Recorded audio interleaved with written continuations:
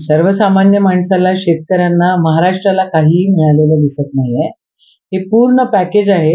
हे जे आपल्याला आत्ताचं बजेट जी घोषणा झालेली आहे, ते एकंदरीत नितीश कुमारजी आणि चंद्रबाबू नायडूजी यांना स्पेशल ट्रीटमेंट दिल्यासारखी वाटते. महाराष्ट्राकडे, विदर्भाकडे पूर्णपणे दुर्लक्ष आहे. इथं शेतकऱ्यांच्या एवढ्या मोठ्या प्रमाणात आत्महत्या होत आहेत. त्यांच्यासाठी काहीही इथं दिसत नाही आहे आणि खऱ्या अर्थानं जनसामान्याला त्यांचं स्टँडर्ड ऑफ लिव्हिंग वाढवण्यासाठी इथं शून्य गोष्टी केलेल्या आहेत. हे जे बजेट आहे हे फक्त म्हणजे महाराष्ट्राच्या तोंडाला चुना लावलेला आहे असं दिसत आहे.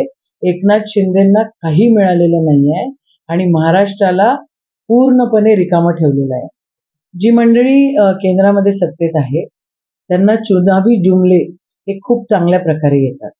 आता आपल्याला त्यांनी जुनी पेन्शन योजना जी आहे आणि त्याच्यामध्ये त्यांनी जे